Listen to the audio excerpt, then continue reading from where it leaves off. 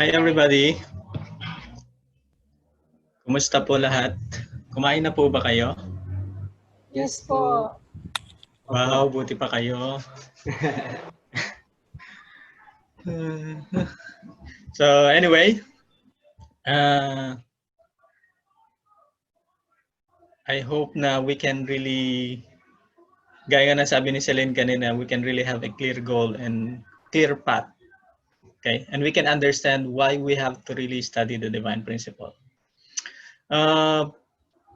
Actually before, ang goal ko rin before talaga is yung gusto ko lang mapakinggan ang DP. Yun lang yung gusto ko before. Gusto ko lang makinig ng lecture. Ayoko mag-lecture kasi ang iniisip ko nun, kung mag-lecture ako, baka mapatay ko yung mga linelecturean ko. Kasi, di ba?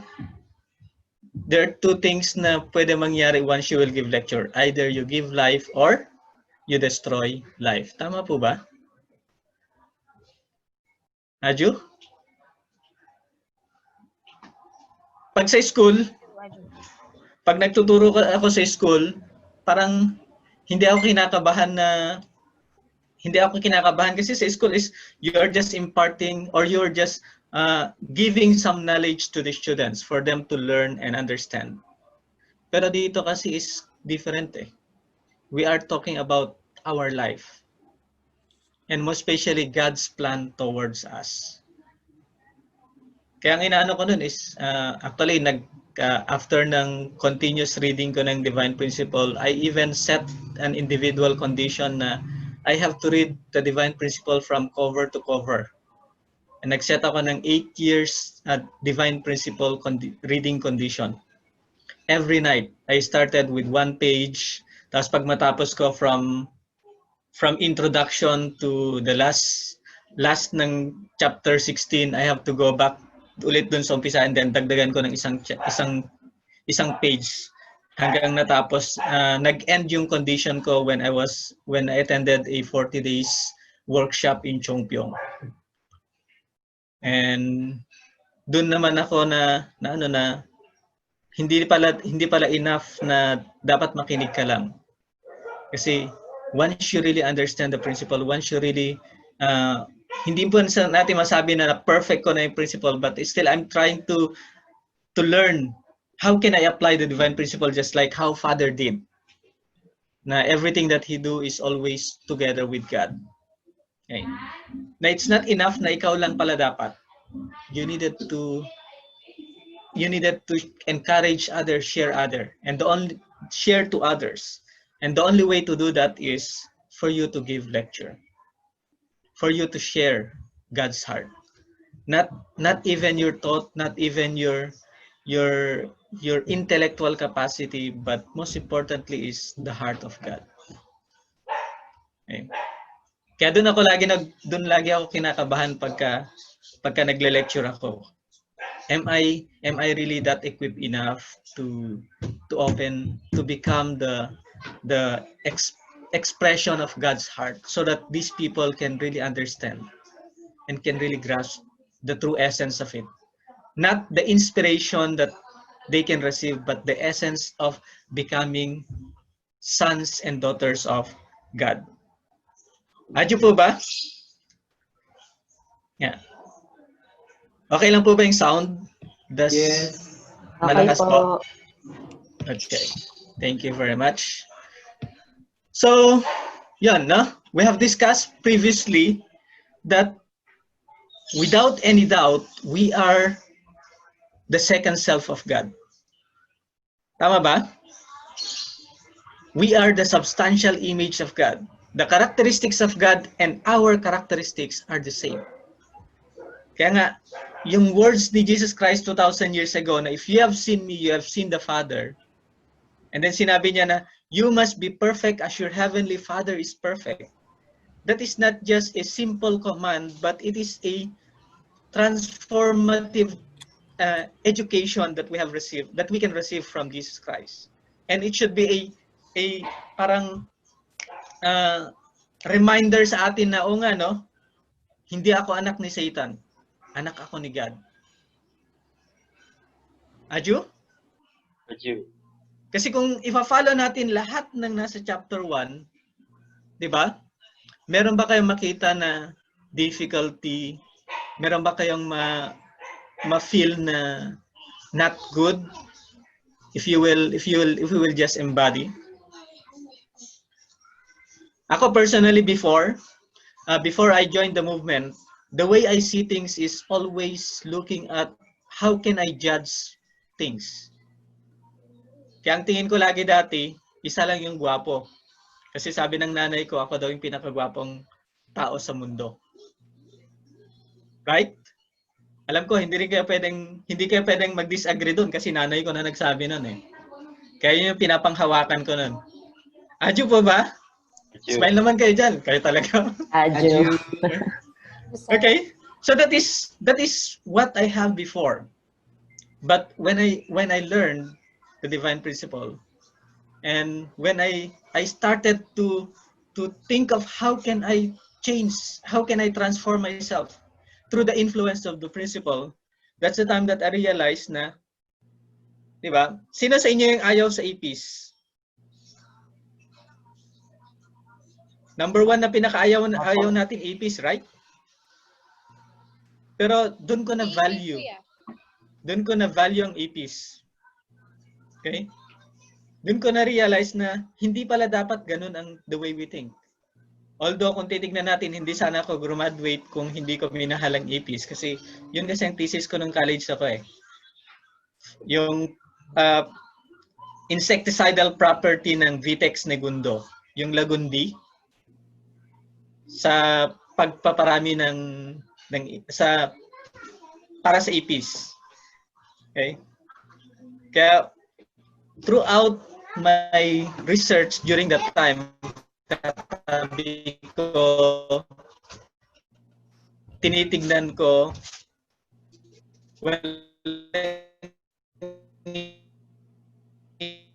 iba kundi APs. And sabi ng mga klase ko nun, yeah, bakit APs? Sa dinami-dami ng insekto, yung pinakamalinis, sabi nila. Pero that's the time that I learned na ang pinakamalinis pala na insekto, alam niyo yun? Is it your first, na ang pinakamalinis na insekto ay walang iba kundi apis. Kasi yung amoy nila, yun yung ayaw ng mga bacterias. Pag sinabi kasi natin na malinis is sa biological concept, pag sinabi natin malinis kasi dependent sa saturation ng bacterias. Hindi yung dumi na presence ng mga kung ano-anong mga madudumi na makikita natin externally, but it is a presence of bacteria kasi yun yung nagkukos kung bakit nagiging hindi maganda or unpleasant yung environment natin. Tama po ba? Does it make sense? And isa sa mga lesser content ng bacteria, although meron silang mga bacteria din, pero delikado yun sa atin kasi isang kagat pa nga lang bigla na lang bubukol, no? So that means highly toxic sa atin yon. Pero kung titignan natin, sila yung pinaka-lesser ng composition ng bacteria. Okay? So, yun. Ibig sabihin, after looking at that, instead na I hate apis, I learned how to love apis. And sabi ko nga nun if we cannot love everything, everything that is created by God, how can we love God? Okay? And also comes to my mind, doon naman pumasok yung bakit kasi naging ganito. Tama po ba? Aju. Aju? Kung titignan natin ang chapter 1, it talks about looking at everything in God's perspective. Pero what is happening around us, it's not like that. It's very different. Nung bata nga tayo, di ba? Gaya ng example ko before. Nung bata tayo, pag sinabihan tayo na ang pangit-pangit mo, ngiti lang tayo. Right? Hindi kasi natin alam kung anong sinasabi nila. Pero the way we look at it is at least parang binibigyan tayo ng opportunity to laugh. Okay? Although, hindi na maganda yung sinasabi sa atin, but still, we accept it in a positive way. Pero habang lumalaki tayo, habang nag-change yung the way we interact with other people, doon naman nagkakaroon ng changes din. Nagbabago din. Instead na na-maintain natin yung perspective natin na everything is good, nagkakaroon tayo ng discrimination ba yan? Or the way we perceive is nagkaroon tayo ng dual perception. One is good and one is not good. Na minsan, yung not good pa, yun pa yung nakikita natin na good, and then yung good, yun yung nagiging good. Tama po ba? Aju no aju? And why does this happen? Okay? And how does this happen into our life? So ito yung pag-aralan natin in this chapter. Okay? We'll discuss about the human fall. Okay? Ano ba talaga yung human fall? Marami sa ating sinasabi na it is the failure of Adam and Eve.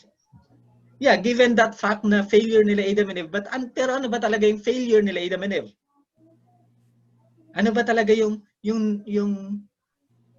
bakit sila nag-fail? Ano yung failure na nag-cause ng ganito sa mundo? Okay? Sabi nga natin, ang master ng lahat ng ito ay walang iba kundi si Satan. Pero sino ba si Satan? Okay? Ano ba yung difference between good and what is not good, or what we call evil? Okay? So to begin with, sabi niya dito, all people have an original mind which inclined them to pursue goodness. Yet, even without our being aware of it, we are driven by evil forces to perform evil deeds which we do not want to do. Meron ba sa atin dito yung nagpe-pray na sana may makaaway ako mamaya? Meron po ba? Ano lagi nating pinagpe-pray? Sana everything will goes well. Sana maging ganito, sana maging ganon. Tama po ba? So that means whether you are perceived to be a not good person in the community, we have this kind of inclination. That we have a goal that we can do goodness and pursue goodness. But without our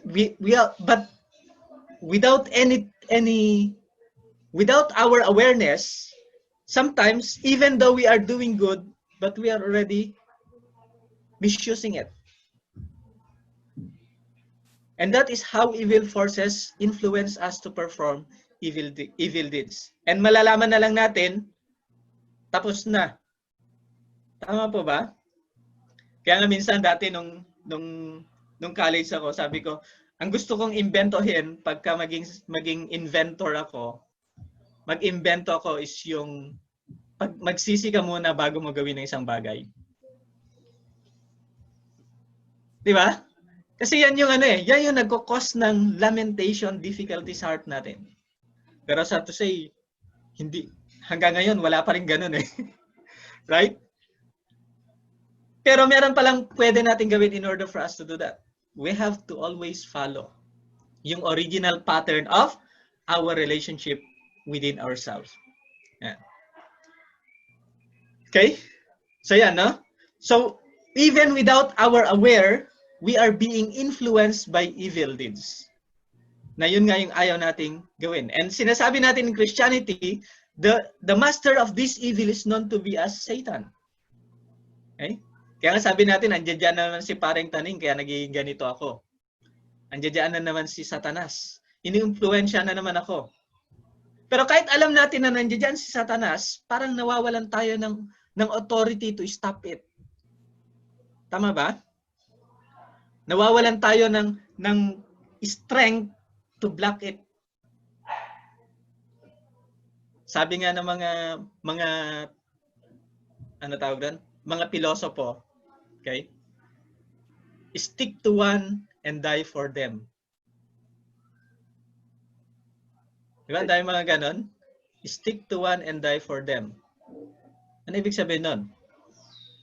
Okay? Mag-stick ka sa isa and die for them.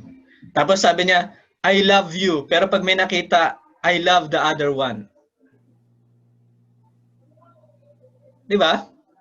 Ang dami natin ganon. Ano ba yung way para ma-stop natin yung mga ganon? Okay? Alam natin that we have the original mind that lead us towards pursuit of goodness And at the back of it, there is an evil mind that is stopping us to follow the direction of our original mind. Katulad yan, minsan, di ba? Sabi ng mga barkada mo, parang hindi ka naman, parang wala ka naman pakisama. Uminom ka naman. Di ba? Wala ba tayong authority to stop it? Wala ba tayong capacity to say no? Sige na nga, dahil sa pakikisama, sige na nga lang. Ganun ba yon? Di ba? In our inner self, we have that urge na ayoko na eh. Kasi ayoko na sumakit ang ulo ni after. Pero sabi nga ng mga lasenggo, okay? Ayoko nang uminom pag walang gin. Pero pag nandyan na naman, syempre, back to normal. Tama po ba? So bakit naging ganon? Naging double face tayo. Hindi natin nakukuha yung single face lang. Sabi niya dito, the reason is because up until this time, okay, we really don't understand the very root of evilness. So in order for us to start a new beginning, we needed to extirpate evil by its root, and thereby end sinful history and usher in an era of goodness. So we must first expose the motivation and origin of Satan and recognize the destruction he has wrought in human life. Aju? So ito yung hanapin natin. Expose natin, ano ba yung evil? Okay? Ano ba talaga yung essence ng becoming evil person? So ito yung i-discover natin together. And at the same time, this will be clarified in this chapter. Okay? And how much, ano bang dinala sa atin, ano bang dinala ng evilness na to sa buhay natin? So let us start by understanding what is the very root of sin. Hanggang ngayon, like pagtanungin natin, even mga religious leaders, ano bang dahilan bakit nagkasala si Adam and Eve? Ano yung common na sagot? Anybody? Have you tried to ask your pastors, your ministers, your priests? Some other said that they just simply literal quote. But some other said that those not literal, but they said na they not abide in the commandment of God. But it is not clearly what does it mean of what does the commandment means to not to eat the fruit of the tree of the knowledge between good and evil. Okay, so meaning ang common answer na ma-receive natin, and this is also what I receive every time I ask, is one is eating the fruit, and then second is disobeying God's commandment. Tama po ba? Yes.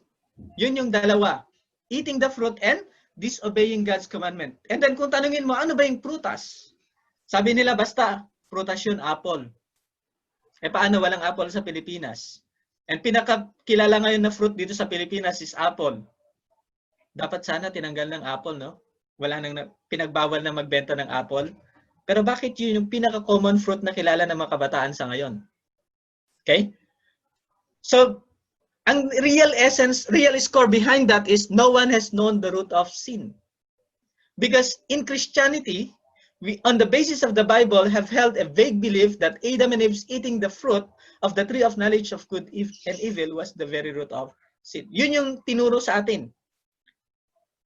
E pagtanungin natin, ano ba yung prutas? Sabi ng apple. Iba naman sabi nila kung ano-anong prutas. Kung sa Africa, sabi nila saging. Ano din sa Pilipinas naman? Ano ba yung pinaka fruit natin din sa Pilipinas? Di ba dati bayabas? Pero parang napapalitan na yata ng mangga ngayon. No? So, kumbaga, napaka-vague and there is no clear explanation of how it happened to be like that. So, ang tanong ngayon, kung prutas nga yung kinain nila Adam and Eve, is it really a fruit of an actual tree? Okay? Yung prutas ba yun yung kinain nila is really a fruit of an actual tree? Kasi yun yung nakasulat sa Bible. Do not eat the fruit of the tree in the middle of the garden. And sabi niya, once you will eat it, ano mangyari? You will die. Hindi niya sinabi na pwede, baka mamatay kayo. Pero sabi niya, you will surely die. So alam nila Adam and Eve na pag kinain nila yung prutas, mamamatay sila. Pero bakit naman kaya ganon? Okay? So that is a teaching that we have received from different religious background that we have. Most especially pag sinabi nating Christian background. Tama po ba? Yun ang laging sinasabi sa atin, kumain sila ng prutas kaya sila nagkasala. Okay? E di sana wag na tayong kakain ng prutas para hindi tayo magkasala. Okay? So we have to go, dapat i-pinpoint natin ano ba yung prutas. Okay? Pwede kayang gawin natin na kumain sila ng prutas. So siguro gumawa si God ng pinagbabawal na prutas. Meron bang pinagbabawal na prutas dito sa mundo? Pinagbabawal kainin? Yung mga nakamamatay, right? Tama ba? Pero kahit yung mga nakamamatay na prutas, pwede ba niyang sirain pati susunod na henerasyon mo? What do you think, brothers and sisters? Can it destroy the future of your next generation? Can it destroy your relationship with others? Okay. So let's see what is really the fruit is.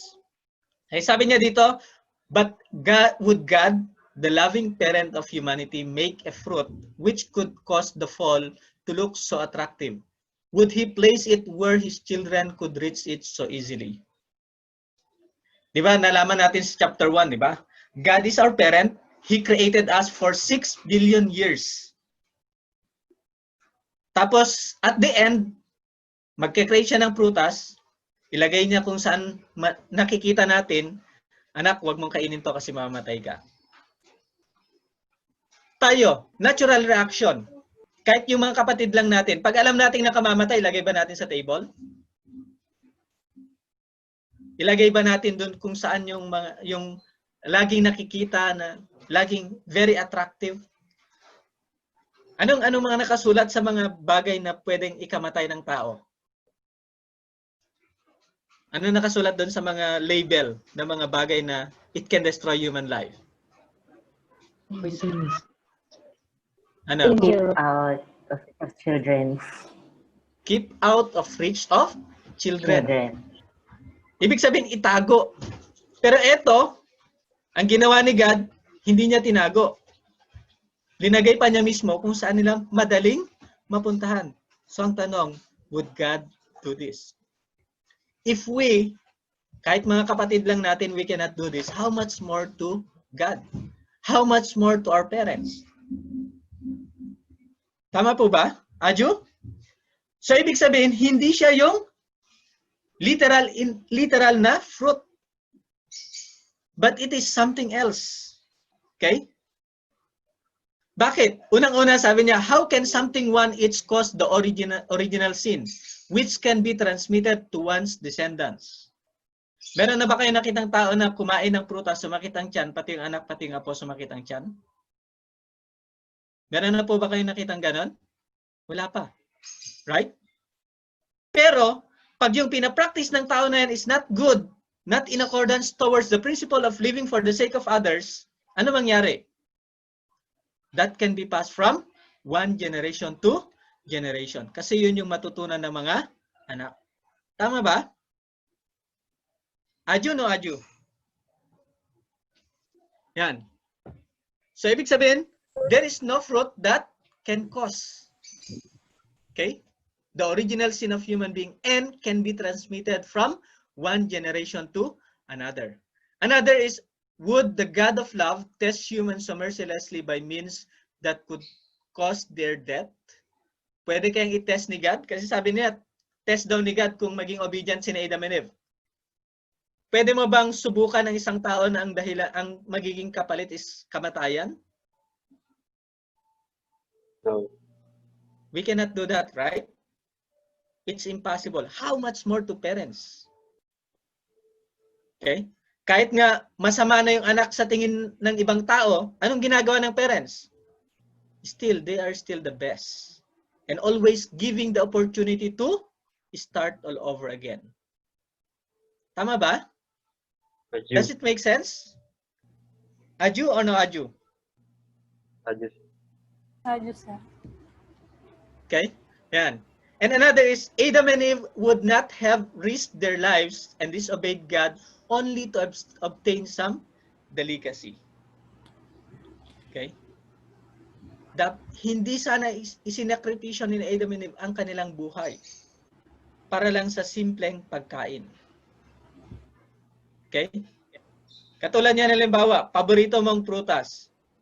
Ipagpapalit mo ba yung paborito mong prutas sa buhay mo? Halimbawa, bibigyan ka ng 3 truck ng paborito mong prutas kapalit buhay mo. Will you do that? Will you accept that? No. Walang tao na ganun, right? Yes. Pero kung titignan natin, sina Adam and Eve, they risked their life for the sake of simple eating the fruit.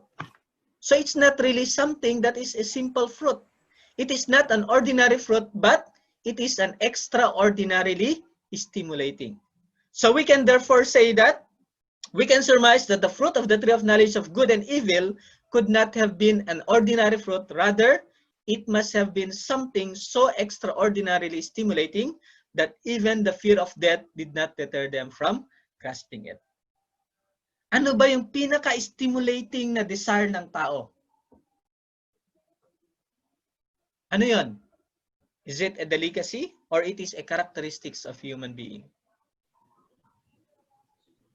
Characteristic of human being. Diba? It is in our character. Paano ba tayo na-attract sa ibang tao? It's because of a characteristics that is giving us an opportunity to relate and bind with each other and collaborate with each other. So ibig sabihin, yung pinaka-root ng kasalanan is not just a simple fruit, but it represents something else. Okay? Ginamit lang na representation yung fruit, pero meron siyang mas deeper meaning. Okay? Kaya nga, di ba, sabi nga sa Bible, many parts of the Bible, most especially important parts of the Bible, okay, it is not being said literally. It is being said symbolically or metaphorically. Okay? Kaya nga sabi niya dito, many important parts of the Bible are in symbolism and metaphor. Lalong-lalo na yung mga hindi maintindihan ng tao during that time. It is being presented in symbols. Kaya nga, ano bang ginawa ni Jesus Christ 2,000 years ago? Nagsalita ba siya in plain language? No. Actually, it's not. He speak in parables. Kasi during that time, hindi nila maintindihan kung direct na sasabihin ni Jesus Christ. So, ibig sabihin, to learn what the fruit of the tree of knowledge of good and evil represent, let us first investigate the tree of life, which stood next to the tree of knowledge of good and evil. That is being written in the book of Genesis 2, chapter 2, verse 9. Okay? There are 2 trees in the middle of the garden. One is the tree of knowledge of good and evil, and one is the tree of life. So ano to mga tree na to? Is it God is pointing out to a literal tree or it symbolizes something else? Symbolize something else. Okay? Yeah. Sa panahon natin ngayon, we can say that it symbolizes something else. And sino yon? Sino sa palagay nyo? Di ba? Walang iba kundi si Adam and Eve. Bakit? Garden of Eden ba is a literal na place kung saan yung nandoon yung lahat? Actually, Garden of Eden is the world, the universe that we have. And the center of the universe is sino? Sino ang center of the universe? It's no other than Adam and Eve. Okay? And we can therefore say that the tree of life symbolizes an ideal man who has fully realized the ideal of creation. It thus symbolizes a perfected Adam. So yung sinasabi ni God na tree of knowledge of good and evil na yun, hindi yung literal tree in the garden, but it symbolizes a perfected Adam and Eve. And pag sinabi nating perfected Adam and Eve, ano ibig sabihin nun? We have completely inherit God's harmonious reciprocal relationship within individual and share it together with our partner. Tama po ba? Does it make sense, brothers and sisters? Di ba? Yung be fruitful na sinasabi is, I have to perfect within me the reciprocal relationship, the harmonious reciprocal relationship of subject and object to live for the sake of each other unconditionally and expand it through my relationship with other persons, centering on creating a harmonious relationship between masculine and feminine. Tama po ba? And that is yung sinasabi na first and second blessing. Okay? Therefore, we can say that the tree of knowledge of good and evil represents ideal woman or perfected Eve, likened to the tree of life symbolizes a perfected Adam or ideal man. And pag sinabi nating ideal man, eto ba yung tall, dark, and handsome? Brothers and sisters? And pag sinabi nating ideal woman, eto ba yung mahabang buhok, morena, and makinis, and so on and so forth? Tantalizing eyes. Yun ba yung ideal woman na sinasabi natin? Okay? Oh. It's not like that, right? Because ang tinitingnan natin is not the physical, but it is the internal. Tama po ba? You. Kaya nga, nung nasa Visayas ako, nagkaroon ako ng opportunity to do a survey. Okay? Sa mga major universities sa Central Visayas, sa Cebu. Okay? Tinatanong ko, nagpipick ako ng mga taong lumalabas sa San Carlos, Southwest University of Visayas. Yung mga gwapo yung lalaki, tapos hindi naman kagandahan yung babae. Yung iba naman is, ang ganda-ganda ng babae, pero hindi ganun kagwapo yung lalaki. Yan ang tanong ko sa kanila, bakit mo siya nagustuhan? Hindi naman siya ganun kaganda, ganun kagwapo. And alam nyo ang naging sagot nila? Out of 150 na respondents na kinuha ko, sabi nila, it's not the physical. Kasi siya, lagi niya akong pinapahalagan. Pagka may kailangan ako, lagi nandyan siya. So, ibig sabihin, it's not the personality, physical personality, but it is the internal. Kaya nga, kung titignan natin, pag sinabi nating ideal man or ideal woman, it's not the physical feature, but it is the capacity to love unconditionally. Tama po ba? You. So, halimbawa, sino ang sa tingin nyo ang mas mature? Okay? Eto, tingnan natin. Sino ang mas mature? Yung 60 years old na ayaw magbigay sa kapwa o yung 5 years old na always wanted to give to others? 5 years old. Bakit? Ang bata pa noon 5 years old pa lang yun. Mature na ba yung ganon? Diba? So from there, we can see the essence of becoming an ideal man and ideal woman, or perfected man and perfected woman. Okay? Kaya nga, even Jesus Christ, He referred Himself as a tree. Sabi nga niya in the Bible, refers Jesus to using the metaphor of vine. That is in the book of John. I am the vine and you are the branch. Okay?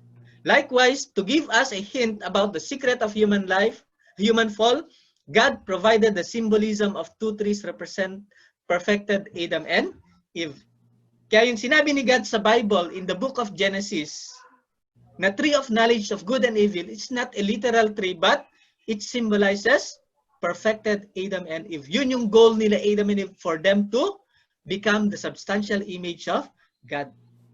And ultimately, they will bear good children, not problematic or evil children. So that is the characteristics of the two trees. Hindi yung common understanding natin na puno na namumunga ng bunga. Okay? But it symbolizes something else. And that is the most important role of Adam and Eve in God's creation. To become the perfect image of God in masculine form and in feminine form. Aju? So kung ganun pala yung trees, they are not a literal tree, they are symbolic tree, ano naman yung ahas? Okay? Sino naman yung ahas? So to understand this, let us see, what is the identity of the serpent? It's very clear na sinulat sa Bible, the serpent tempted Eve. Ibig sabihin, nakipag-usap kay Eve yung ahas. Ang tanong, meron bang ahas na kayang makipag-usap sa tao? Meron ba kayong nakita? Meron ba kayong na-encounter na ahas? Sino mahilig sa inyo mag-mountain climbing dito? Meron bang nag-mountain climbing? Ha? Mga adventurer. Yan. Yeah? Pag umakyat kayo sa bundok, tapos in the middle of your climb, may biglang tumayo na ahas. Hi, kumusta ka? Ang tanong, entertain mo o hindi? Kakausapin mo o tatakbuhan mo? Tatakbo ka. Di ba? Pero anong ginawa ni Eve? Tinakbuhan ba niya o in-entertain niya? Entertain. Di ba? Kinausap niya. And lagi pa silang nag-uusap. Okay? So, ibig sabihin, the serpent were able to converse and nakipag-usap din si Eve. And another thing is, the serpent self is the cause of human fall. Okay? Siya yung nag-influence sa characteristics nila Adam and Eve na not to follow God's plan and God's original direction towards Adam and Eve. So, ibig sabihin, sino bang pwede mag-influence sa atin? Di ba? It's no other than spiritual being. Tama po ba? Aju no aju? Sino mas kinakatakutan nyo? Spirit o yung buhay na tao? Sino mas kinakatakutan nyo? Sige nga, tingnan natin. Di ba? Mas natatakot tayo sa spirit, di ba? Sa gabi nga, ayaw nating lumabas. Di ba? Yes. Lalo na ngayon, baka may COVID. Aju? So, ibig sabihin, the one who influences us more is not a physical being, but it is a spiritual being. Okay? Yung serpent na yon is not just a simple being, but it is also a spiritual being that can influence, that have an influence towards our life. So, sino ba yung merong influence sa atin? Among the spirits in the spiritual world. Di ba tatlo lang yung kilala natin? Alam niyo yan? Yung the three influential spiritual being that influence human life. Any guess kung sino yung mga yon? Archangel Gabriel, Archangel Lucifer, and Archangel Michael. Di ba? The three archangels, right? They are the one who is destined to influence us to fulfill our purpose. Okay? Pero lahat ba sila, they did their part? Ayan. So, yun ang tanong. No? So, furthermore, the serpent knew the will of God, which strictly forbade human being to eat the fruit of the tree of knowledge of good and evil. Nung tinetempt ni serpent si Eve, sabi niya, kainin mo yung prutas. Anong sabi ni Eve? Sabi ni Eve, di ba? Sabi ni God, wag namin kainin. Anong sabi ni serpent? Pag kinain nyo, pag hindi totoo yun, pag kinain mo, mabubuhay ka at magiging mas magaling ka pa kay God. You will become more than God. So, ibig sabihin, yung serpent na yun, alam niya yung will ni God. Alam niya kung ano yung sinabi ni God kina Adam and Eve. So, ibig sabihin, kasama mismo ni God at saka ni Adam throughout the course of their development or throughout the course of their growth in the physical world and the existence of God with Adam and Eve. So, sino yun? Yan. Okay? So, as it is written, the great dragon was thrown down, that the ancient serpent who is called the devil and Satan, he was thrown down to the earth. That is in the book of Revelation chapter 12 verse 9. Na itong serpent na to originally lived in heaven. But because of something happened, okay, he was thrown down to the earth. So he was kicked out. And nawalan siya ng authority and position in heaven. Eh sino yon? Among the three archangels, sino yung nagrebelde kay God? Kailangan pa ba natin i-memorize yun? Lucifer. Di ba? Isa lang naman, di ba? Si paring Lucy? Lucifer. Sino sa inyo yung pagka magkaroon kayo ng anak, pangalanan yung Lucifer yung anak nyo? Is there anybody who wanted to? Diba? Ang ganda-ganda ng pangalang Lucifer kasi light of the morning ang ibig sabihin nun. Intellectual. Pero bakit ayaw natin gamitin yung pangalan? Kung maaari nga, wag natin banggitin, di ba? Why? It's because of its association towards the cause of human suffering. So even now, it can transcend time and space to dominate the human soul. So this is the characteristics of the serpent. This is the characteristics of the evilness that is continuously influencing us to practice evil. Stopping us to do goodness. Tama po ba? Kaya nga minsan, di ba? Pagka merong tao na, parang kanina pumunta ako sa Save More, merong bata, kuya, pahingi ng piso. Ewan ko, bigla na po pumunta sa mind ko, bibigyan ko o hindi.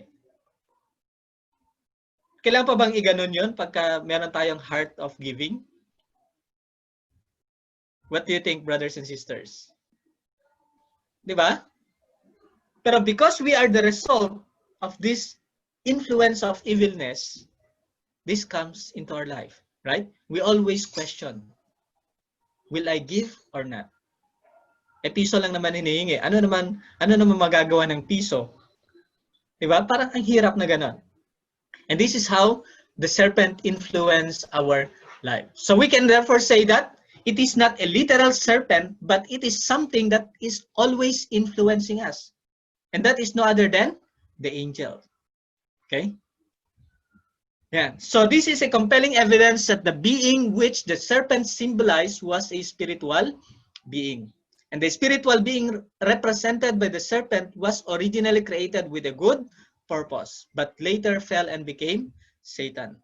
So originally, good ang purpose ng serpent na yon, or the angel na yon, but after all, okay, nagkaroon siya ng association with the practice of evilness, and ultimately called to be Satan. And there are no being endowed with such characteristics other than the angels. Therefore, the serpent is an angel. That is being written in the book of 2 Peter chapter 2 verse 4. Originally lived in heaven and he was thrown down to the earth. That is being written in the book of Revelation. Okay? And the 2 Peter, sabi niya, the serpent is an angel. Okay? Yan. So makita natin na lahat ng mga yon is not a literal in terms of its presentation in the Bible. But it symbolized something else. Tama po ba?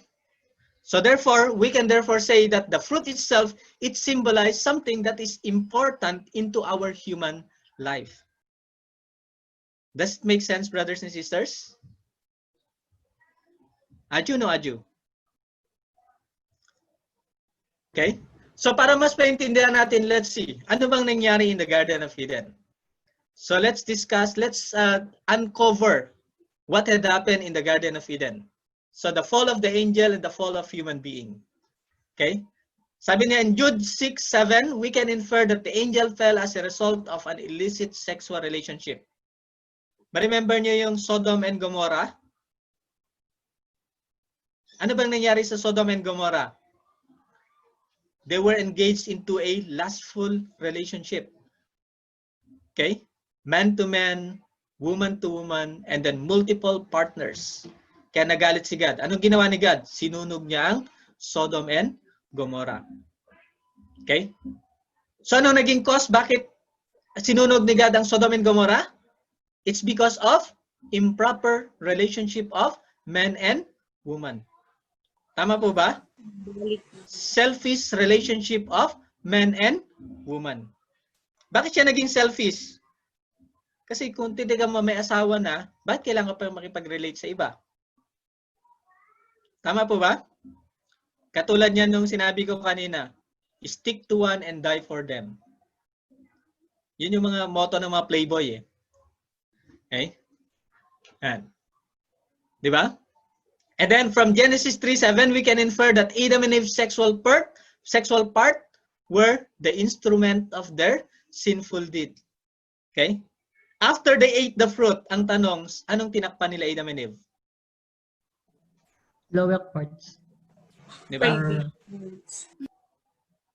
Hindi lang siya lower part, but yung maselang parte ng bahagi ng katawan. Okay? Yung nagde-determine if we can create a good lineage or not, dependent on how much mature we are in using it. Tama po ba? Yan. And in John 8:44, Jesus said, "You are of your father the devil." Okay? You are always following your father's command. Yun yung naging lifestyle natin. Okay? And then, hence, we can deduce that the illicit sexual relationship must have occurred between the angel and human being. So, ibig sabihin, nagkaroon ng intimate relationship between Lucifer and Eve, and from Eve to Adam. Hindi siya yung simpleng pagkain ng prutas, but they were not able to control themselves to maintain their constant relationship as brothers and sisters in order for them to perfect their characteristics to live unconditionally with each other. Okay? So, ibig sabihin, the very cause of human suffering is because of improper sexual relationship of human being. Or yung tinatawag natin illicit sexual relationship. Okay? Kaya ano ba yun? Yun yung magkaroon tayo ng personal attachment na hindi pa dapat. Kaya nga 'di ba sa atin, ano yung number 1 na pinagbabawal? Sa mga lumaki sa carb. Ano yung no sa carb? 'Di ba? Don't engage into ano 'yan? Huwag makipag-boyfriend, huwag makipag-girlfriend, right? And yun din yung greatest command ng parents natin nung papasok na tayo sa teenager. Tama ba? Anong sabi ng parents natin? Anak, maghanap ka ng boyfriend mo sa school, ganun ba? Anak, maghanap ka ng girlfriend mo, damihan mo para mas maraming lahi natin. Ganun ba sabi ng parents natin?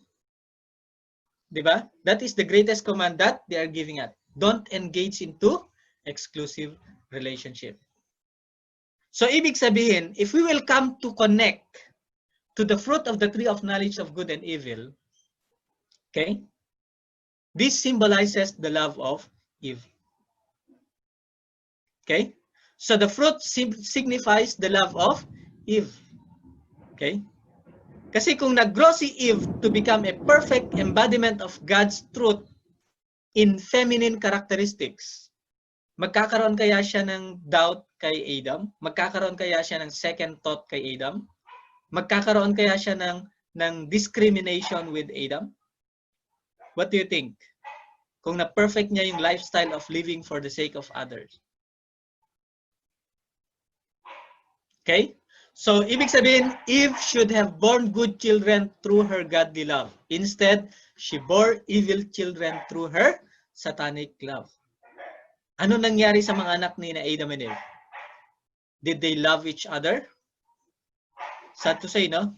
It didn't happen. The first murder in human history happened when Cain killed Abel. Tama ba? Hanggang sa ngayon, ang mystery na sinasolve ni Sherlock is kung anong ginamit ni Cain na pangpatay kay Abel. Alam niyo yan? Yung story ni Sherlock, the great investigator, na yun yung hindi niya ma-unlock hanggang sa ngayon. Aju? Yan. So Eve was created in an immature state. She was to reach full maturity only after going through the period of growth. Thus, it was possible for her to bear either good fruit or evil fruit through her love. Kaya nga, di ba? Pagka hindi pa ganun ka-mature yung love mo, okay, can you be stable in terms of your relationship with your partner? Okay. One time, naging counselor ako ng marriage counselor ako sa Dasmariñas, Cavite during my masteral years. Okay? Tapos, sa DSWD kasi, di ba, meron yung bago kay kasal, meron mo ng seminar doon, lalo pagka teenager ka pa lang. Kung below 18 years old, merong seminar yon. Kahit na after 18 years old, meron pa rin seminar. Kahit nga sa 25 years old, na marriageable age according to our law, meron pa rin seminar. Okay? One time, napasama ako doon. Kasi yung sa KDBM sa Dasmariñas. Tinanong ko yung ikakasal, bakit nyo pakasalan ng isa't isa? Kasi gusto ko siya, kasi mahal ko siya. Okay. So, syempre, totoo ba yan? Hanggang kailan? Ibubuwis ko ang buhay ko para sa kanya. So, ako naman naniwala. Tapos, after ng kasal, bago matapos yung year, bago ako bumalik ng Manila, binalikan ko. Hi, Mrs. Kumusta na? Eto po, single na ngayon. Okay? Sabi mo nun, mahal nyo ang isa't isa. Bakit ano nangyari? Ayun po, so makabilang bahay. Okay? Yan. And the worst na experience ko is nung nasa College of Medicine ako sa Fatima. Meron kasi yung pinupunta na family. And then, ako naman, out of curiosity, kailangan kunin namin yung history. So, tinanong ko, Mrs. ilan po ba anak nyo? 5 po. Ilang taon na po ba kayo? 22 years old po. 5 na anak, 22 years old. Panganay is 5 years old. O, di ba? Ang aga, no? Ang agang bumuo ng pamilya. Tapos, sumunod, tinanong ko siya, kasi lahat ng mga anak niya, meron silang sakit. May hika, weak lungs, and so on and so forth. Tinanong ko siya, Mrs., kinasal na po ba kayo ni Mister? Sabi niya sa akin, very proud pa siya. Alam mo, hindi pa kami kinasal eh. Okay. Tapos tinanong ko bakit, naging curious ako sa kanya. Bakit kaya hindi pa kayo kinasal? Malay mo, makahanap siya na mas maganda sa akin. At least, wala akong habulin. O, di ba? Ang galing ng sagot, no? Very, very good answer. Tama po ba? And this is the common thing that we can see. Instead of valuing the relationship, ano nangyari? Pag immature ka, you cannot value the relationship. Tama po ba? Does it make sense, brothers and sisters? Come and go. Pero pagka mature ka na at naintindihan mo na yung direksyon ng buhay, kailangan ba naiwanan? Kailangan ba maghiwalay? If both of you knows that. Kailangan ba magkaroon ng divorce? Okay? Pero kung titignan natin, ang development ng mga bata nakadepende yan sa mga nanay. Depende kung mas mahal nila ang kanilang asawa o hindi. Doon nakadepende kung magiging mabuti ang anak o hindi. Bakit? Kasi kasama ang nanay, kayo ang nagdadala ng bata. 9 months plus 5 years, ipagpalagay na lang natin. After na pinanganak, 5 years nakatabi nyo ang bata. Okay? Kaya pag sabihin ng nanay, patayin mo yung tatay mo, kayang-kayang gawin ng anak. And this is the result of the failure of Adam and Eve to attain perfection first before they have engaged into a marital or relationship of sexual relationship. Okay? Kaya nga kung titignan natin from this, sino ang nagbigay ng blessing kina Adam and Eve? Magulang o yung kapitbahay? Si God or si Satan? Satan. Kaya nga, kung titignan natin, lahat ng marriages na meron tayo ngayon, it is coming from Satan. That's why we needed to be reconnected to God. Okay? Kasi yung blood ties natin is not coming from the blood of God. Kaya nga sabi ni Jesus, you brood of vipers. Okay? So accordingly, Eve's eating of the fruit of the tree of knowledge of good and evil denotes that she consummated a satanic love relationship with the angel which bound her in blood ties to him. So ang dugong nananalaytay sa atin is hindi yung dugo ni God, and yung characteristics na namana natin, hindi yung original harmonious reciprocal relationship kay God. But it is a harmonious reciprocal relationship centering on the motivation of Satan and the immaturity of Eve. Tama ba? True. And anong sinasabi nun? It is a physical or individual purpose. Does it make sense, brothers and sisters? Kaya naging basis natin sa relationship natin is how much we experience a personal feeling with that person. Not basing on how much we can realize a God-centered relationship together. But it is just based on our individual feeling. Okay? Kasi kung titignan natin, yung illicit sexual relationship, it always denotes our individual satisfaction. Tama po ba? Individual comfort, individual satisfaction. Kaya nga kung titignan natin yung root of sin, okay? Yung illicit sexual relationship, that is already the result of too much individualistic. Anong ibig sabihin ng too much individualistic? Ang na-perfect natin is what? A distorted relationship of subject and object. Hindi pa mature yung object to become subject, pero siya na yung ginawa nating subject. Tama ba? Hindi pa natin na perfect yung holistic purpose, pero mas pinagtuunan natin ng pansin yung individual purpose. Tama po ba? Does it make sense, brothers and sisters? Adyo no adyo? Kaya nga, di ba? Kung titingnan natin, sabi ni nanay, anak, huwag ka muna makipag-boyfriend, huwag ka muna makipag-girlfriend. Tapos, accidentally nakita kayo ng nanay at tatay mo na may nakasabay ka sa jeep, lalaki, gwapo. Tapos, hindi ka iniiwanan. Sino yun? Sabi ng parents mo. Anong sasabihin mo? Wala. Kaklase ko lang yun, napasabay lang. O, napasabay, tapos holding hands kayo. Ganun ba yung magkasabay? Napasabay? Accidentally napasabay, tapos mag-holding hands? Ganun ba yun? Di ba?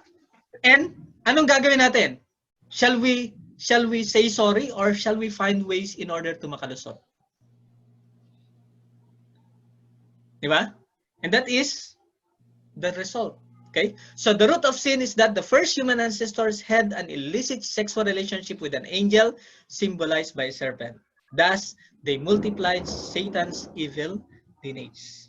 So ang na-multiply is not God's lineage, is not God's blessing, but it is Satan's influence to Adam and Eve. Satan's lie to Adam and Eve.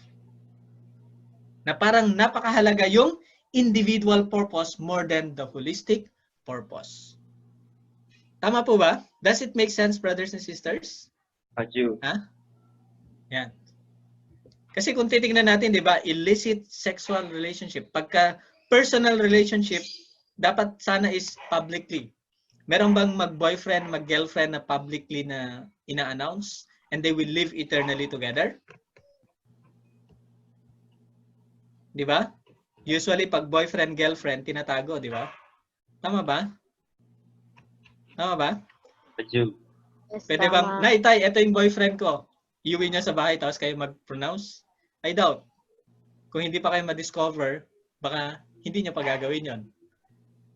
Adyo? Yan. Kaya kung titignan natin, ang na-develop kina Adam and Eve during that time is sila ay naging self-centered. Kaya nga, ang characteristics of evil is what? Anong characteristics of evil na sinabi ni Father? Hello? It is selfish, right? Selfish, self-centered. Ano pa? Sabi nga natin, makasarili. Right? Adyo? Adyo. Yan. So yun yung naging root of sin. Ibig sabihin, hindi natin na-develop yung perfect positioning of subject and object. Okay? Nagkaroon ng elevation ng objective purpose as a priority and then naging secondary na lang yung subjective purpose. Kaya ang nangyari, we violated the rule. We violated the law of the universe. Adyo? Adyo. Adyo. So paano ba nangyari yun sa Garden of Eden? Ano ba yung motivation? Bakit mas naging finalo nila Adam and Eve yun? So this is the thing that we'll be discussing this section. The motivation and process of the fall. Okay pa ba kayo, brothers and sisters? Ha? Yes. Mahaba-haba Kaya pa pa to. po. Section 2, Section 3 pa. Dalawang section pa tayo. Okay, bilisan na lang natin ha. Total, naintindihan naman na natin yung Section 1, right? Na everything is in accordance to individual purpose, not in accordance to God's purpose. Okay? So dito na natin maintindihan kung bakit nga ba nagrebelde si Lucifer at bakit bakit finalo nila Adam and Eve si Lucifer more than kay God. So let's see the relationship between the angels and human being. So originally, okay, angels were created by God prior to any other creation. Tama po ba? Bago na-create ang tao, create muna ni God ang angelic world. And then after that, ang angelic world, invisible world, magkaroon ng visible, substantial manifestation. Kaya nag-create si God ng natural world and the environment. And then, ang final stage of creation ng environment, completion of the environment is no other than the creation of human being. Tama ba? Na dito nagkaroon ng change of expression ni God from good to very good. So, ibig sabihin, when God created human being, He created them as His children. Okay? That is the very purpose why God created Adam and Eve, para magkaroon siya ng substantial image, substantial na anak dito sa mundo. Na through Adam and Eve, God can dominate over the creation. And also, Adam and Eve has the position to rule over the angels. Pero kung titignan natin, God created angels to be His retainers who would assist Him in creating and sustaining the universe. That is in the book of Hebrews chapter 1 verse 14. And also as a servant, we can read that in Revelation chapter 22 verse 9. And ministering spirit in Hebrews chapter 1 verse 14 as well. Ibig sabihin, sabi niya dito, the Bible often portrays angel honoring and praising God. Okay? And that is the purpose of the angels, to retain the harmony of and the substantialization of God's purpose throughout the creation. So, ibig sabihin, sila yung makakasama ni God at sila yung mag-educate, mag-guide kina Adam and Eve to fulfill God's purpose here on earth. Bakit? Kasi sina Adam and Eve is created as the children of God. And aside from that, we have the authority to dominate over the creation. And that is the third blessing given to human being. Aju? Aju. And if we are destined to dominate over the creation, meaning we are the one to rule over everything that exists both in the physical world and in the spiritual world. Pero ano nangyari? Are we ruling over the spiritual world, or we are being ruled by the spiritual world? Diba? Nabaliktad ngayon. Aju? Aju. Yan. So, paano nangyari yon? So, ganito yung nangyari. Okay? Tingnan natin. The spiritual fall and the physical fall from Lucifer to Eve, from Eve to Adam. So, God created human being with two components. Meron tayong spirit self and physical self, so that we can relate to the spirit world through our spirit self, and we can relate to the physical world through our physical self. Okay? And that is how God created us. So, nung nagkasala si Adam and Eve, hindi lang yung spiritual self, but also the physical self as well. Kaya nga sabi niya dito, the human fall likewise took place in two dimensions, the spiritual and the physical dimension. Okay? The fall which took place through the sexual relationship between the angel and Eve was the spiritual fall, while the fall which occurred through the sexual relationship between Eve and Adam was the physical fall. Pero kung titignan natin, yung relationship ni angel sa ni Eve, walang result. Saan nagkaroon ng fruit? It is only through the relationship of Adam and Eve na nagkaroon ng both physical and spiritual fall happen. Aju? Aju. So what does this mean? Yung relationship ni Eve sa ni angel is just a exclusive relationship of artistic relationship between them. Wala pa talaga yung tinatawag nating physical contact na nangyari katulad nila Adam and Eve. It is just a spiritual attachment. Kaya kung titignan natin, Saan ba nagsisimula yung relationship natin with our exclusive relationship physically? Diba? Starting with our mind.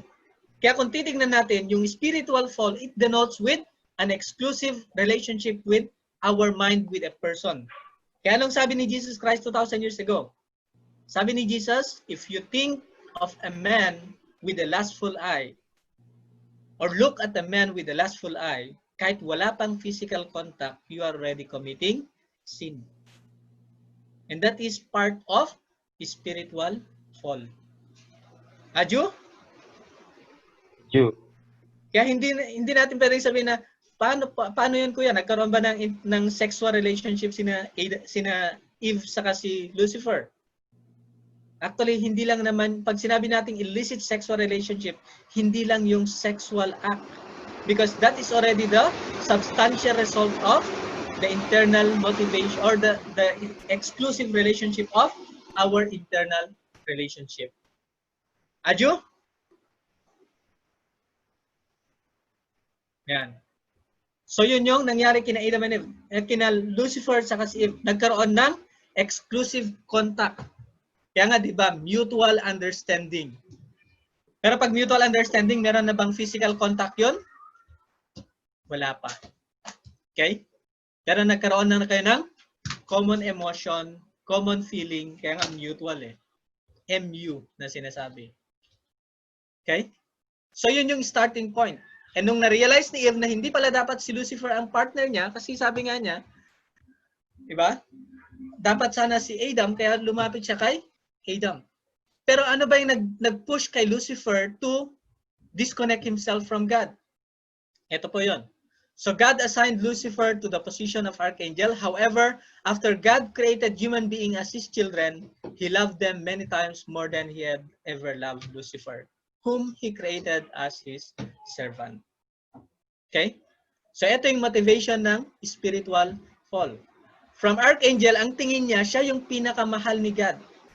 Pero nung na-create sina Adam and Eve, tapos lahat ng sinasabi ni God ay towards Adam and Eve, ano naging feeling ni Lucifer? Feeling niya nabawasan yung love ni God. Jealousy. Adyo? Nabawasan yung love ni God. Pero ang tanong, nabawasan nga ba? Okay? Hindi. Actually, hindi siya nabawasan kasi magkaibang dimension of love. Yung love ni God kina Adam and Eve is a parental love. And yung love ni God kay Lucifer is what? Katuwang niya sa, ano yan? Sa pag-maintain ng and stabilization of the environment. Yun yung tingin ni God. Kaya hindi niya tinitingnan si Lucifer as his children, as his son. Kasi ang son niya is no other than sina Adam and Eve. And yun yung nag-udyok kay Lucifer to feel lesser love coming from God. Okay? So ito yung nangyari kay Lucifer. Felt decrease in love and also wanted to have the same central position with Adam and Eve, most especially with Adam. So in truth, God's love toward Lucifer did not change. It was the same before and after the creation of human being. Yet he felt as if there had been a decrease in the love he received from God. Katulad, ang halimbawa nito yung mga anak. Sino ba dito yung mga panganay? Meron ba mga panganay dito? Di ba, for a longest time, mag-isa ka lang na anak, tapos biglang dumating yung kapatid mo. Tapos, laging sinasabi ng mga parents mo, may alagaan mo si ganito, alagaan mo si ganyan. Anong feeling mo as a panganay? Commonly, pag tinatanong ko yun, sabi ng mga panganay, o nga, nababawasan yun. Parang feeling namin nababawasan yun. Tama ba yun? Can we confirm sa mga panganay dito? Sino ba yung mga panganay? Hello? Brothers and sisters? Wala bang panganay dito? Lahat tayo, bunso? Kasi bunso ako eh. Panganay. Ha? Walang panganay. Diba? Meron garing feeling, di ba? Yan. So, ganun ang feeling ni Lucifer. Pero, ganun ba dapat ang maramdaman ni Lucifer? Okay? Dapat, that should be a challenge to Lucifer to love more Adam and Eve so that he can receive more love coming from God. So Lucifer feeling as though he were receiving less love than he deserved, wanted to grasp the same central position in human society as he enjoyed in the angelic world. So as the channel of God's love, this was why he seduced Eve. And this was the motivation of the spiritual fall. Okay? So yun yung nag-push kay Lucifer to relate with Eve. Okay? Pero dapat, kung nakipag-relate siya kay Eve, hindi niya dapat sinuway, hindi niya dapat pinersonalize yung commandment ni God. Hindi dapat nakasentro dun sa feeling niya. Kung gusto niyang bumalik din kay God. Ngunit dapat tinignan niya sina Adam and Eve as God's representative. Pero what did happen? He used yung commandment ni God para sa ganun, ma-edify niya ang sarili niya. May strengthen niya ang, mabigyan niya ng more authority ang sarili niya para sa ganun magkaroon ng exclusive relationship si Eve saka si Lucifer. And because of that, okay, yung excessive desire ni Lucifer plus yung immature heart ni Eve na nagkaroon ng common base, nagkaroon ng meeting together that lead them towards illicit sexual relationship in the spiritual plane. And because of that, they disconnect themselves to God. Adyo? Yan. So nagkaroon ngayon ng mutual understanding between Lucifer and Eve. Okay? Yung excessive desire niya to grasp the position the same in the physical world na hindi naman pwedeng mangyari. Okay? Pwede lang mangyari yon kung ma-raise niya sina Adam and Eve to be the substantial image of God. Kasi yun yung position ni Lucifer. Adyo? Yan. So yun yung naging basis for the spiritual fall. And then after that, na-realize ni Eve na hindi pala dapat si Lucifer ang kanyang partner. Kasi spiritual lang si Lucifer. Kulang. Ang kinakailangan niya is both physical and spiritual. So fallen Eve then seduced Adam with the hope that by uniting with him, she could rid herself of the dread and once again stand before God. This was Eve's motivation which led to the physical fall. So kung titignan natin, ang ginawa ni Eve is, ginamit din niya yung natutunan niya kay Lucifer. Yung panlilin lang ni Lucifer kay Eve. Kaya nga, di ba, sabi ni Eve, Adam, hindi ka pala mamatay kung kainin mo yung prutas. Pero in the beginning, anong sabi ni Adam? Sabi ni God, hindi natin pwedeng kainin kasi mamamatay tayo. Anong sabi ni Eve? Ako nga, hindi ako namatay nung nakipag-relate ako kay Lucifer. So ano naging basis of the relationship? Is not the fulfillment of God's harmonious relationship of subject and object, ngunit naging subject yung object centering on Eve, and then na-dominate si Adam to become an object of Eve. The fallen desire or the fallen characteristics of Eve.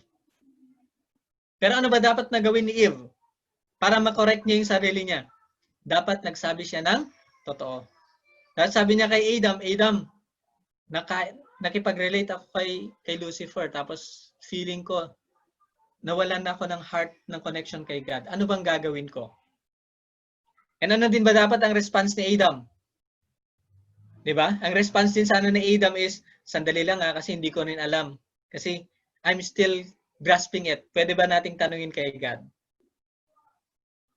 Pero what did happen? Did they consulted God? Did they think of God along the way? Or they just confine it within themselves?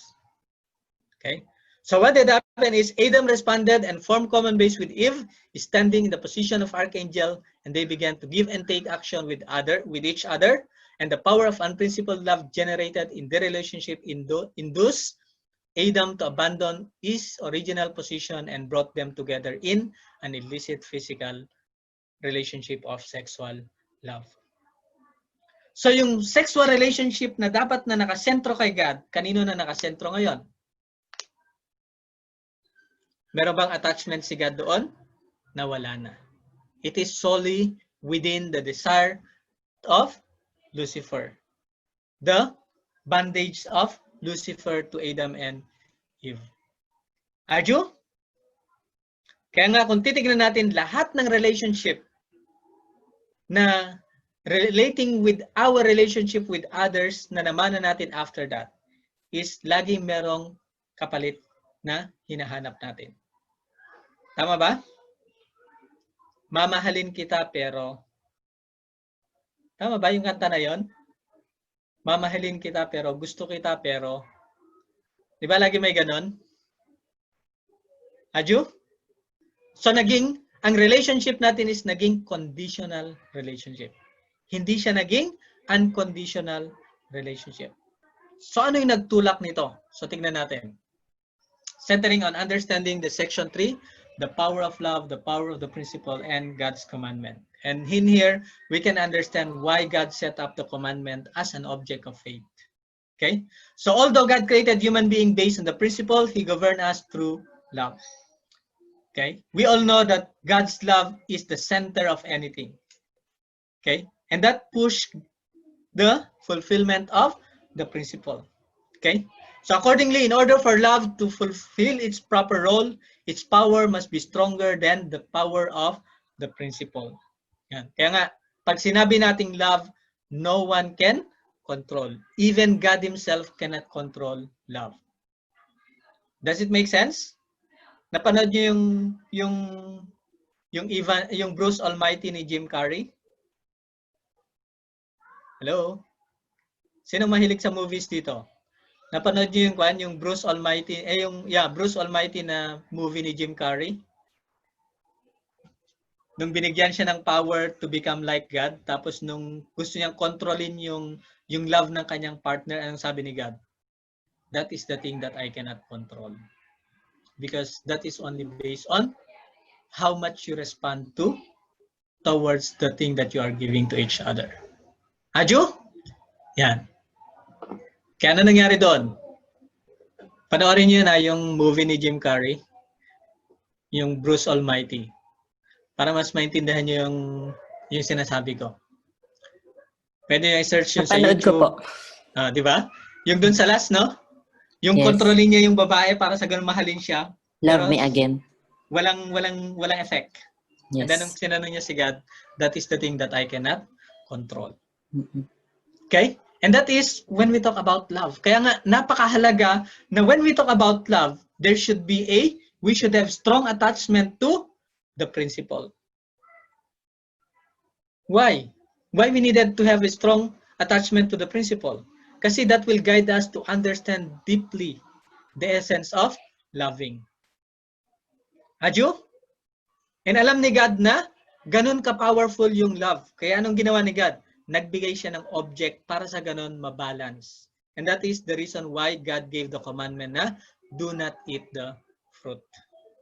Aside from the principle, nagbigay si God ng commandment na do not eat the fruit so that Adam and Eve will be protected with the influence of love. Okay? So because the power of love is stronger than the power of the principle, God foresaw that if they ever formed a common base with the archangel, there was a possibility that they could not succumb to the power of the divine unprincipled love and ultimately lead them to falling. To prevent this, God gave Adam and Eve the commandment that forbade them from relating with the archangel in this way. Kasi alam ni God na dahil si Lucifer yung mag-guide kina Adam and Eve, what will happen to Adam and Eve? Magkakaroon sila ng stronger attachment to Lucifer. Aju? And pag magkaroon ng stronger attachment, what will happen? It can develop into a common base and lead them towards uncontrollable, unprincipled love. Diba? Kaya nga, diba, kung titingnan mo, kung may nagugustuhan, kung may nagkagusto sa'yo, anong ginagawa ng mga tao nang nagkakagusto sa'yo? Diba? They will do everything to please you. Hanggang sa unti-unti namang mahulog na yung loob mo. And then hindi mo na namamalayan, nag-fall ka na. Tama ba? Aju, no Aju? So ganun. Alam ni God na ganun ang mangyari. Kaya anong ginawa ni God? God gave the commandment. Okay? So God also wanted them to enjoy dominion over the natural world by inheriting His creative nature. In order to inherit this creatorship, they should perfect themselves through their faith in the Word as their own portion of responsibility. So, ibig sabihin, yung failure nila Adam and Eve, yung pagkakasala nila Adam and Eve, hindi lang siya simpleng suway sa utos ni God. But they did not completely one with the word of God. Kasi ano ba dapat mangyari? They should have absolute connection to the word of God. Kasi yun lang yung connection nila kay God. Adyo? Kasi during the time, God cannot directly dominate Adam and Eve. They are still in the state of performing their duties and their responsibility that they can be responsible in behalf of God. Adyo no adyo? Yan. So this is the process of what had happened. This is what had happened in the Garden of Eden. Kaya yung marami nagsabi na pinabayaan ni God, actually hindi pinabayaan ni God yun. Alam niya kung ano mangyari, kaya He set a condition for them to be protected. Okay, naglagay siya ng protection nila Adam and Eve. Pero hindi niya pwedeng ipilit yun kasi they needed to respond to that one. Kasi hindi naman tayo coordinate ni God na robot. Right? He gave us the capacity and authority to discern based on how much we understand our relationship with God. Clear? Yan. And because of that, God said the commandment. Anong sinabi ni God? Do not eat the fruit. Once you will eat it, you will surely die. Bakit ganun yung warning ni God? Para sa ganun, magkaroon sila ng preventive measure. Na while they are still immature, at least magkaroon man lang sila ng mag-stop sa influence ni Satan. Okay? Pero kung titignan natin what had happened in the Garden of Eden, okay, nawalan ng authority ang commandment. Mas nagkaroon ng strong connection yung physical attachment nila, Adam and Eve, and the physical connection or yung mutual connection nila kay Lucifer. Kaya nga, di ba, pagka nagkaroon ng relationship na, sabi ng mga expert, okay, once you love somebody, pag nagkaroon na kayo ng intimate relationship, wala nang makakapigil dyan. Adyo, brothers and sisters? Diba? Kaya nga, mga love quotes natin, diba? Okay, harangan, tatawirin ko ang dagat para lang makita kita. Mga ganun, diba? Parang mga imposible pero ginagawang posible. Parang susungkitin ko ang between. Paano kayo masungkit yung between? Diba? Ibibigay ko sa iyo ang buwan. Ayan, binigyan ka nga. 9 months. Tapos after 9 months, binigyan ka rin ng star sa mga mata. Okay? So this is the result. This is the fruit. Okay? Na kung titignan natin, napakasimple lang naman ng dapat gawin ni Adam and Eve. They should have always consult, connect God. Kaya nga, lagi rin sinasabi sa atin, the most important thing if we have problem is not to mingle with another person who have the same problem. Kanino tayo mag-ask? It is a person who have a higher spirituality and who can guide us to overcome it, more than guiding us to continuously experience it. Ito yung sinasabi na we have to be connected to our central figure.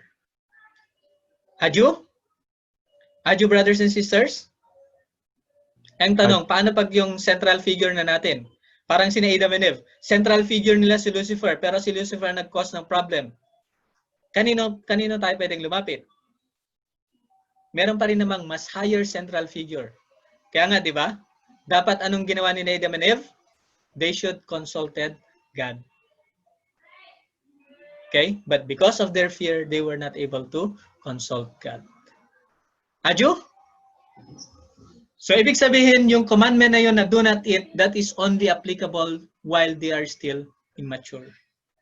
Pero after that, they can enjoy everything and they can do everything they want in accordance to God's purpose. So sana, walang pag-alinlangan, walang pagdududa sa puso nila, Adam and Eve. So with that, I hope na at least we have created some new ideas, a new way of understanding the root cause of human suffering and a practical application of how we can resolve it. Good afternoon, everybody.